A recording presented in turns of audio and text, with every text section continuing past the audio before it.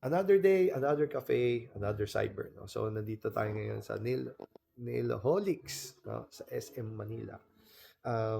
So, usually, cafe tayo nag-review. Ngayon, Nailholics, no? Nagpagawa lang ako. Malinis, no? So, this is a good place, no? Mag-relax, relax, and chill. No? So, allow me to do my cyber session here. So, let's start. Kids out there at mga parents, no? Alam nyo ba, hindi lahat ng nakikita natin, nakakalaro natin online is what they see, no? Minsan yung avatar nila, ang cute-cute, di ba? Parang bata or Pokemon. Pero, hindi naman talaga sila gano'n, no? Ang tawag sa mga ganong tao is, they're called online predators, no? Mga matatanda din sila, adult din sila na nagkukunyaring bata na nagkikipaglaro sa games, no? Kasi ang intention nila is to victimize, no? Do child abuse, no? So, kaya kailangan mag-ingat kayo. Hindi lahat ng nakikita nyo online, totoong sila yon, no? So, ano yung mga 3 tips na pwede nating ibigay sa inyo para malaman nyo kung sila nga ba yun, yung mga online predators na yan, no? So, tip number 1, these online predators, no? Yayayain nila kayo makipag-usap outside the game platform.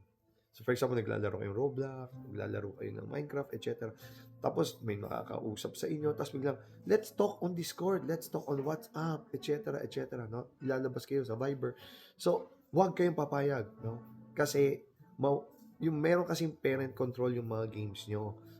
Yung mga magulang nyo or yung mga parents, alam nila na nagmo-monitor. So, pag merong mga nakikipag-usap, malalaman nila yon. So, alam nila yon, no? Kaya ilalabas kayo, no, sa platform. Number 2 is they will ask you for more information about you, yung mga pangalan nyo, school nyo, sa address nyo, sa kayo nakatira, ano yung routine mo everyday, every morning, ano ginagawa mo hapon.